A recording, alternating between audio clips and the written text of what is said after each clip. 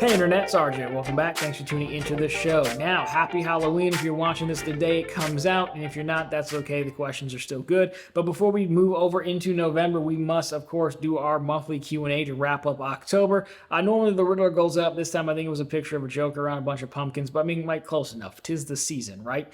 So we've got a bunch of questions here to go through. We're talking about anything from Chase and the new rumored Palm card coming out, Capital One and a rumored Savor X card, getting into bank accounts, of course. How is credit card funding not illegal? Sounds like the IRS may have entered the chat. All that and more. We go long here, so again, chapters tool down below. Hop around as your heart desires. But of course, without further ado, let's go ahead, press the subscribe button, and let's get to work. So, batting lead off. Nanoparticle, is the rumor fart card coming? See, we're off to an amazing start. A lot of Nobel laureates here. And in fairness, and the question posted did say you can ask seasonal questions since it is Halloween. It's not really scary though. So I mean, like, what would the deal be? Like when you pull the card out of the POS, it makes the farting sound, kind of like a perpetual pull your finger joke. That'll be the new thing between metal cards. It'll no longer be metal, but what sound can this make? As long as they don't make it scratch and sniff, I guess. Slide and sniff. I don't know. There you go. I can't do much with that. That's the first thing that came to mind. But in typical fashion, we answer all the questions. Nathan Cashback here. Friend of the channel member, we appreciate you, sir. Another month, another obscure question. What's your favorite small bank or credit union you run across during your time bonus hunting? Would it be a bank who went up out of their way when you had to close your account? So, I mean, I don't really use any small credit like banks like consistently, but like two come to mind. Specific to, like, did they go out of your way to like help you out with something? I think we did a video on one of them, and we have another video coming on the other. So it was like Anika, I think, was the one with the gnome. If you watch the second channel, it was like the gnome mascot. Anyhow, I funded the account, and then it ended up getting denied, and they actually called me and said, hey, that promotion isn't even around anymore. It was a link that was supposed to be taken down. They didn't say take down the video, but they're like, you should probably take it down because we can't honor it. So I took it down, and then they mailed me a check for my funding, and then I cashed it, and then the check bounced because they put a stop payment on it, which could be really bad. And that's enough to get you shut down in a Chase account. Anyhow, then they called again, and I called them. They're like, okay, we're working on it. Then they did call me back, and then they issued another check for $550. And that $50 was to cover any like fees that you would have gotten hit for having a stop payment on a check. And they did that without asking for like documentation or anything like that. They just took care of everybody, which you just don't really see that often, if ever. A bank or credit union calling. Bank would never call you. Credit union calling you, then making it right, and not having to go through a bunch of hoops. That's why I actually made that video. To just like say, hey, we talk about a lot of terrible things that happen because terrible things are funny, but here's something that was terrible but they actually fixed I haven't really seen before. You'll never see that at a bank. A bank will never pick up the phone and talk to you. Credit union, they did, and they made it right above and beyond, which is crazy. Other one, people-driven credit union. I was going back and forth with them to try to get this bonus paid out, and I will have a video on this. My Tales from the Bank series, and I sent in a secure message, and I sent in the terms, and then they called me again. A bank will never pick up the phone to call you. A salesperson maybe, if they want your money, but just a back office person, under no circumstance have I ever had a bank call me to initiate the conversation. So then they called me, and they're like, hey, long story short, we went over the terms, and I was like, yeah, I can see why you think the terms say that, but actually the terms don't say what you think they're saying. It was in debate of how many direct deposits you had to make. It was vague and said you had to have a recurring direct deposit. So I had two, and then I stopped. And like, yeah, but you're supposed to keep this going until the bonus post. Like, yeah, but it doesn't say that. So she's like, okay, well, let me talk to my manager and call you back. And she called me back a few hours later and said, hey, the money's in your account. It was easy, to the point. They listened. They talked about it. Like, that doesn't happen at banks. Banks might give you the money, but like, it's gonna hurt getting it. And so those two come to mind as banks that, like, even knowing that I was a fake customer, still actually did the job and lived up to their end of the deal. So those two come to mind. I don't bank with either of them, but if you need a credit union, both of those guys seem like good people, and I get nothing to say that. So there you go. Good question.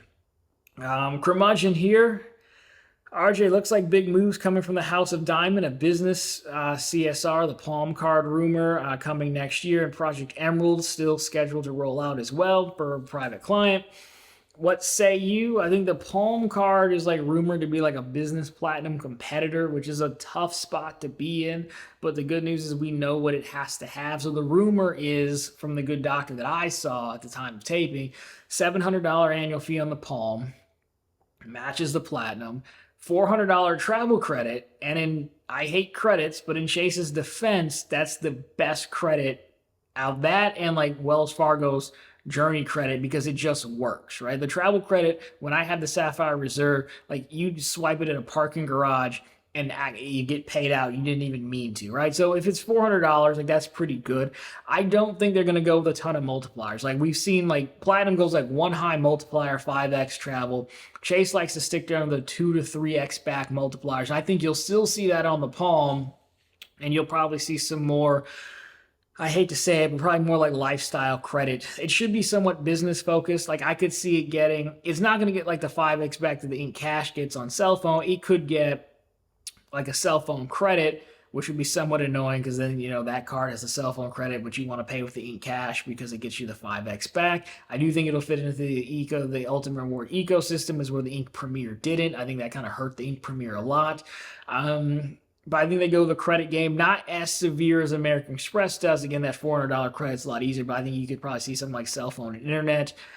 You could they don't really have any other business partners right now, really. I don't think. I mean, like DoorDash, Instacart kind of come to mind. I mean, there are businesses that use those guys to deliver things like DoorDash. I mean, you could see some kind of stuff there, credits on delivering. But I think they do try slanted business, but I think it still ends up more sort of lifestyle-esque than like hardcore travel is my guess. Well, it's got the travel spin on it already with the $400 card. I think that's like one of the only travel things. Ideally, to compete with the Platinum, you need to get a level of Hyatt status and a level. You're not gonna get United status. They don't do that. But you need to get like a level of Hyatt. Like people love Hyatt. If you could get Hyatt on there in some capacity, I don't think they're gonna do globalist, but we could get Hyatt in there in some capacity. You could potentially be there and have some people's interest, or like a fast track to globalist if you wanted. I mean, it wouldn't be the easiest thing in the world to do, but like maybe something like that kind of jumps out for the Emerald and preferred private client. I have no expectations because the JP Morgan Reserve has been like their card forever, and it's only had United Club access, and I think it costs a little bit more. So it's never been like this amazing deal. Like, I gave you all this money, I get this amazing card. It's never really been that. So I simply don't have the confidence that Chase is going to like provide a really good product for their private client folks. And in fact, we haven't really seen anyone do anything like that. I know when Bank of America kind of came out with their $550 premium elite card, you know, at Diamond Honors, I think you get a small discount on the annual fee, but like at Diamond, I should be getting, or whatever the top one is, I should be able to get like card for free. So a lot of people at some point, I think when you get so much money in these clients, they kind of want to just market more so the exclusivity and assume people don't care that they're paying versus, hey, I should get this for free because I've given you so much money. So I don't have a ton of hope on the Emerald card because, again, the Emerald card would have to probably be $700 as well. Maybe that could be focused on their business, on their personal platinum. But, again, I think we're now moving away from the hardcore travel cards as we've maxed out lounges, and now we're trying to look for more lifestyle perks and benefits is my guess. So either way, I mean, the Palm still have 150,000 sign-up bonus, so people will be happy about that. I won't be able to get it being miles over 524, but new intro offers is good. So I guess let me know what you think it's going to do down below, but I don't see a whole heck of a lot being making a keeper card beyond the intro offer, sadly. Kari Dude, glad I was able to make it. Me too. Welcome to the show. If you were only, because we got a few questions. If you're only going to pick one if you're only going to go the cashback route, which I am, only pick one 2% card, which one would you pick? I mean, the fun part is it doesn't really matter because they're cash back, and you can just, I mean, I guess I would go, I mean, City or the Active Cash, there's not like a huge difference between the two. I mean, I guess I picked the Double Cash just because it was the one that did it first. I like that the Double Cash, I can redeem thank you points out to an external bank account. And to me, on this level, that's the differentiator. I open a Wells Fargo account once a year. I will open another one this coming year, but I'm not always going to have it And so if I want to cash out, I'd have to do statement credits, which I personally don't care to do. I like cashing out at the end of the year. Citi allows me to cash out to an external account. So I would pick the double cash because of that, but inherently there's not really a difference. I mean, if you care about Visa or MasterCard, I guess you could, pick one or the other. But for me, the cash out leans me towards the double cash. Next, same guy, next question. How many high yield savings accounts should I have? I currently have two at the moment, which are Discover and Capital One. Those are good ones. I opened those in August, about 4.3 APY. Both, so would two be good? How are we feeling about APYs dropping? I mean, the answer is kind of like have as many as you want. I mean, keeper high yield accounts, Ally's been my only one for quite some time now. I'm fine with that. You just kind of move around. If you're a rate hopper, you just kind of move around to where you see the rates at. So like, I don't think there's a benefit to having like multiples. I think you're more so saying, I've got 4.3 right now, and if another one opens at 4.5 and 4.75, which is unlikely to happen, but if it did, or yours drops, then move to the next one. Preferably if they're offering an intro offer, but it doesn't have to, I guess, for what you're trying to do. But I don't think there's like a set number. It's more so you just kind of like stay there until your needs are no longer served, and then you can move to the second one. So two is good. I mean, obviously you bank with more than one bank, right? So at least have a checking account there and somewhere else, so you're good in case you ever get shut down or kicked out. So having two, I think, is fine. But I would just look at it as rate hopping, really. Well, the last part is, how are you feeling about APYs dropping? Where would be a good place to put high yield savings money if APYs continue to drop? I mean, if you want something super safe, again, I think we're talking about just moving them around to different bank promotions and stuff like that. Again, when we first started the second channel, it made sense because no one was paying any interest, so I put the money in there. If you wanted something safe, then you'd be getting the bonus, nothing else. I think, we won't see them go that low, but as they continue to drop, keep your eye on them, keep moving around to different accounts if you want super safe, right? If you don't want super safe, then like the rates kind of don't matter too much, and then you're looking at like, where can I invest? What can I invest it in?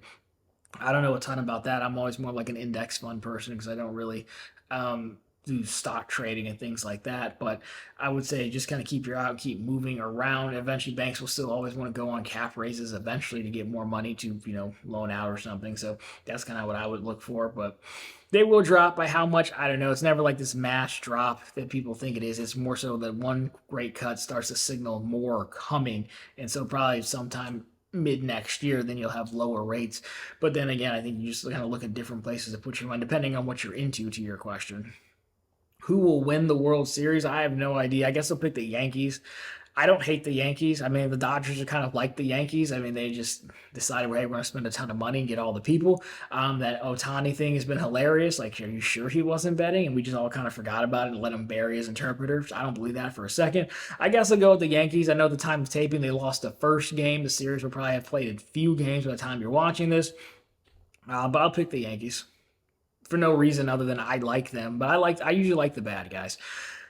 Sean Credit here. Word is Capital One is in the works of releasing the Savor X card, which with the rebranding of Savor One card to Savor, things are sure getting interesting with Capital One. What do you think the future of Capital One looks like? Well, I still saw like the merger, the Discover takeover was going to take longer than this year, which we kind of all thought. Didn't say it was canceled or like denied. So they're still going to try to do that, which does give them an interesting path of, being able to put their own cards on their own payment network if they so choose, which is a huge thing.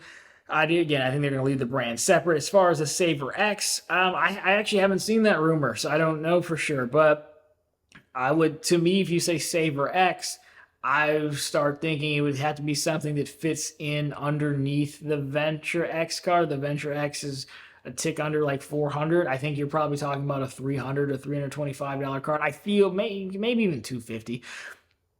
It feels to me like it would be a gold card, Amex gold card light. Like it would be focused on dining and entertainment, but the issue you have there is that, like, again, the Saver's already giving you 3 back on dining and 3 back on entertainment. Of course, they have the portal as well, so you'd have to give me more stuff to it. Do you try to go like get their own version of like Resi, if you will. I think they still have like that MLB partnership they've never tapped into. So there's some things they've really never really tapped into. I don't think they could put on it, but it has to be something stronger than the old $95 Savor rewards card that was outgoing. So maybe $250 is the right approach. Maybe you do bump the multipliers back up to 4 dining, 4 entertainment, 4 groceries, and then you try to add some kind of, you try to go after, not go after, but like defend Amex. I mean, they have Resi. If you listen to Amex, people like Resi, so maybe you try to get something like that going so people feel like they have a way to like make reservations and stuff like that. Maybe you throw a lounge pass on it or two. They seem reluctant to do that, but that's kind of what, if you say Savor X card, that's kind of what I hear. But even then, I don't know that that's separated enough from the regular Savor card. It's already a really good card, a 3-back. It's not going to go to 5, so I think you're going 4-back on those things. But then I don't know if 250 is enough. You probably have to put caps on the spend, I would imagine, because people will kind of go crazy with that. But yeah, I think it'd be something like that. But I haven't seen that rumor, though. It would make sense, but overall, for the future of Capital One, I mean, we've already said the future of Capital One, they need to sort out who their target customer is. The tri-merge credit pool doesn't really bother me too much. It greatly bothers some people out there. And then the fact that, like, you know, people want the Venture X and they can't get it because they've got too good of credit or too many cards, like myself. You know, they wouldn't be interested in me. Like, they've got to sort that part out, right? Like, they do the subprime really well. So much, if you're a person asking me for your first credit card, like, I think Capital One's a fantastic choice, but they don't do the upper tiers well of the, you know, new customers, right? They don't even let you kind of work with their existing customers to get them to the cards that they want. So I think that's really the future. Like, how, if you want to bring another Savor card, another X branded card, then like, how are you going to help manage that and really like understand that customer base and target that customer base? Because you've got people who want the card and can't get it. You've got people in your core demo who aren't good enough to get it yet. And they haven't quite figured out how to bridge those two or how to balance those two. And a lot of banks really don't. I mean, like, it took Chase how long to come out with the Freedom Rise? But like, Chase isn't good at it. Bank of America is like, most places have like one secured card, kind of maybe, but they don't really bother with it. US Bank, weirdly enough, has the best secured cards because of the Cash Plus and the Altitude Go. But so a lot of banks actually struggle with this. But a lot of banks, like, they'll do the free version and maybe a student version. They haven't really said subprime. They've just kind of ignored subprime and sent them over to Capital One. So in large part, what Capital One's trying to do is hard because it hasn't necessarily been done before, well, at least by anyone. So I give them somewhat of a break, but that's kind of what they have to sort out, in my opinion, before they bring out another card. But I would like to see it, though. More cards is always good. All right, next up, white noise looks so pretty with the irony of just like the pitch black profile picture there. What brokerage firm do you use today and why? Would you trust Robinhood with your money? So all my stuff was with Merrill Lynch for my Platinum Honor status, and then I'm actually in the process now of splitting it down the middle to move it to US Bank. So I started my US Bank accounts, phoned in, did an ACATS transfer for like half, just under half of my Merrill Lynch balance, which is like 202,000. So the close, we're talking about retirement accounts, by the way. So I moved, like, the closest I could get was like an even 94,000. I'll throw a few more dollars over there to hold me over to get me to the 100,000 mark until you know, I can make my next contribution in 2025. The point being to keep Platinum Honors and get the Smartly card when it comes out. So those would be my two brokerages of choice. If you're talking about, hey, where do you do like your personal stuff at? Like, I don't really have one. I have a Schwab account still. That's probably what I would use. I hear good things about Charles Schwab and Fidelity. Those are the ones I hear the most about that are pretty good. Would I use Robinhood? I did use Robinhood in the past. I still think I still have it on my phone. I mean, I'm going to answer this as a person who, like, I don't really pay too much attention or get too up in arms when, like, you know, companies say they sell your information or whatnot, meaning that, like, I still bank with Wells Fargo and I'm super high on the Wells Fargo cards, except for this Matt Clausen guy who I met, who I'm told is a much bigger Wells Fargo fan than me, which is hard to do, but I guess they gave him the card, so I guess that counts. So, I mean, just understand that I answer from that lens, right? So yeah, from that lens, yeah, I don't see why not. If you like the platform of Robinhood, yeah, I don't see why you wouldn't use it unless they've done something super nefarious that I don't know about. But then in that case, really find me the bank that hasn't done anything super nefarious, which isn't a good argument for sure, but it's just kind of like where we're at in the world. So I think it's more so about like you got to find your tolerances and where you're drawing your line in the sand, uh, so to speak. But yeah, at least from what I know, which again I haven't been paying too much attention to Robinhood outside of the gold card. Yeah, I use them. I've used them at one point. Would I use them now? Like yeah, I would. I think it also depends on like how serious you want to be with trading and stuff like that. I think some of the other guys, the Schwab and the Fidelities and the Vanguards, and maybe consider probably more serious as far as feature sets and stuff, maybe. But again, it's been a long time since I've actually gotten into it. Robinhood, when I was doing it, the benefit was like it was super simple. So some people would say it was almost too simple. Now they probably have improved since then. Again, I don't know because I haven't really paid too much attention to the app or anything, but that was a knock from what I remember. So I think that's a fair answer. The answer is yes, but unless I'm missing something that they did. Red Sox Nation here. Hey, RJ, if we're going to have a federal income tax, shouldn't we have a regressive income tax to incentivize people to work harder? It's like, isn't the regressive tax is like the opposite? So we have a progressive one where the more money you make, the more you pay. Regressive is kind of the inverse. I mean, that's just like a meaner word for flat tax though, because like I would be proponent of like just, hey, it's 2% across the board or whatever. Like I think that's probably the answer. I also don't think it would incentivize anyone to work hard because percentages are fair because that's how percentages work, right? It's still the same percentage of your income. I don't think that would incentivize anyone to work harder. I think people would just kind of be like, hey, it is what it is. This is what I pay. But I think flat's the way to go. I mean, you really wanted to revamp it and make it easy. Throw out everything. Just, hey, it's 2% done. Like, I think that would be the easiest thing to do. No one has to file taxes or anything like that. It's just taken out the check. I mean, some people would still have to file if you're self-employed or something, sure, but I think that's going to go. I don't think it's going to incentivize people to work harder. And some level, I don't even care if people work harder. I just care about myself and how hard I work and what I get. Like, that's kind of up to them, really. So, I don't think having a progressive tax is keeping people saying, oh God, I know we've all heard the argument of, oh gosh, don't take the raise because it bumps you up to a tax bracket. Yeah, but again, it's progressive and your whole entire like income isn't taxed at that new rate. It's just that new percentage. So I don't think the current one incentivizes people to work harder either. So I don't think that would be the reason to it. The answer would be like simplification. And it is to your credit. It's hard to say. You can't say someone should pay their fair share and pay more in the same sentence because that just doesn't compute. And I know some people are probably going to get mad about this, but if it was just a flat percentage, even done with it, then it works. So yeah, not your most unhinged question ever. Did you see your guy has a black and gold MAGA hat now? Like, that's a good colorway. Like, I don't know, you should get one of those. But I just saw that on the news before doing this. So it's new colorway and dark MAGA and Elon. So there you go. Black's taking over. All right. Next up, you asked for it. What's scary? A ghost haunting your house or finding out you're accidentally been using a card with foreign transaction fees all year? So I mean, assuming like you're talking about like you were actually making international purchases and you're like, uh-oh. Well, I mean, ghosts come in different varieties, though, right? Because I mean, we've got Casper, and that could be like cool. And then you've got like more aggressive ghosts. I mean, but then you've got like the ghost of like Christmas Past, and that's not going to be super fun either. What's a scary ghost? I mean, I'm sure there's some. I don't actually know that many scary ghost movies per se. But I mean, the point is you've got different flavors of ghosts, so it might not go terribly. It could, but it might not. As well as if you've been using a card making international purchases with foreign transactions, there's only one way that's going to go, and that's expensively, which is terrible.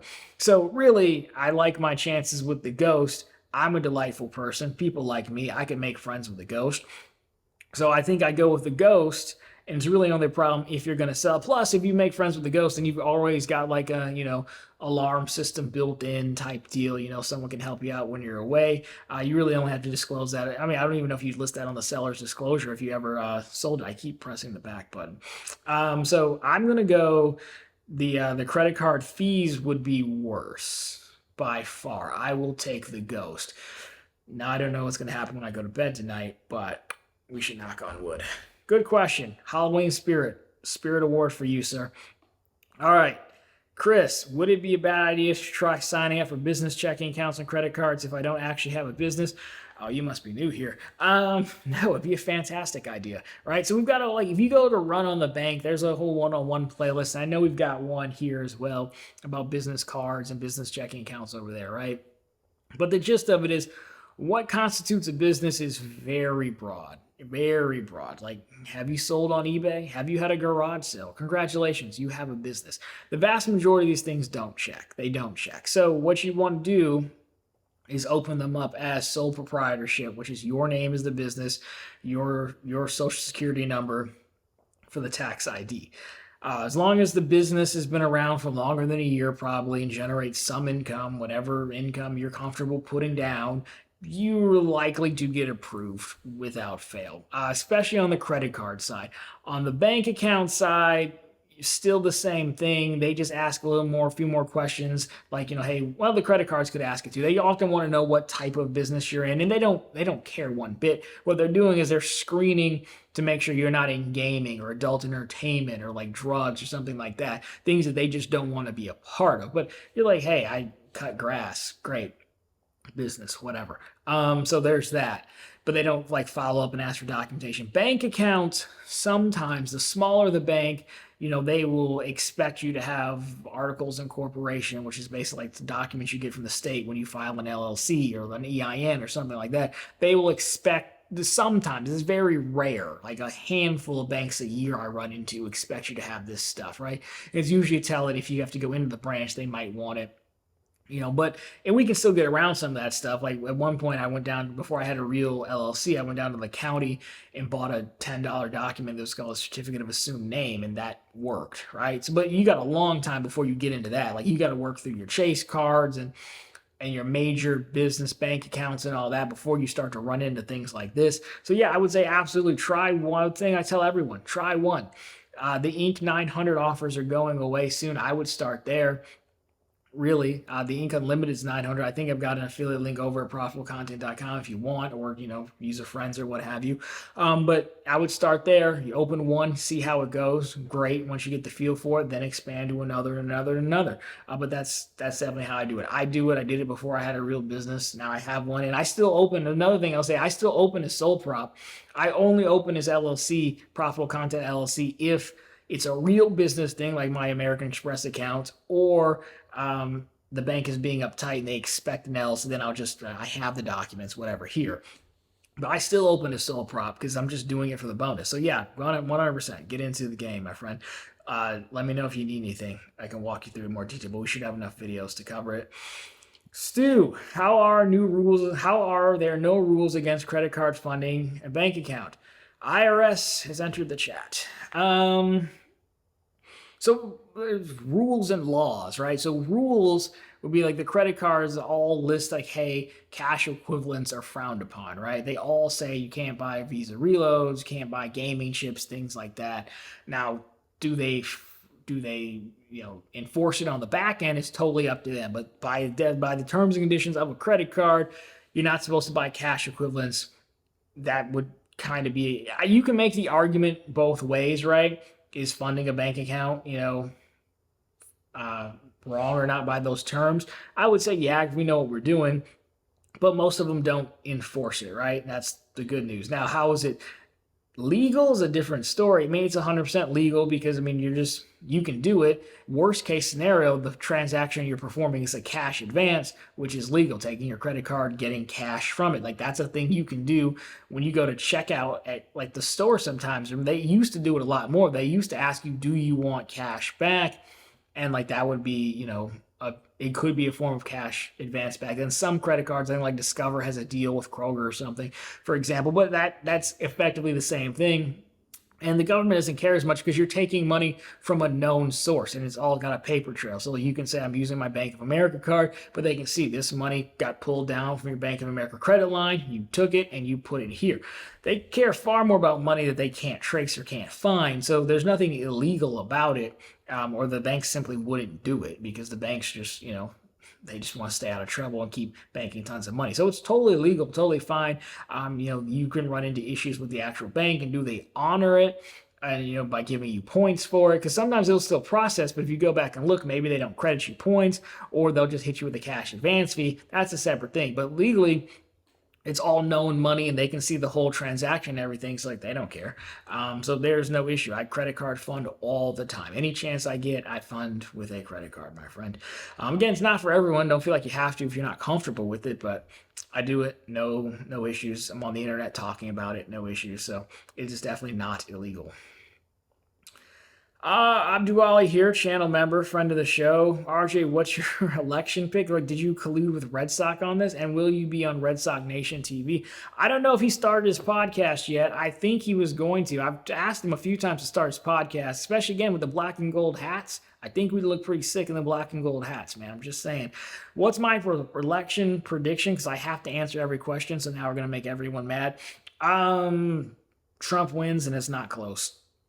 I don't think it's close. I think he's going to win, and I think it's one of those things where objectively, so you can get mad if you want, but I answer every question, so if you're going to get mad, just probably skip to the next one.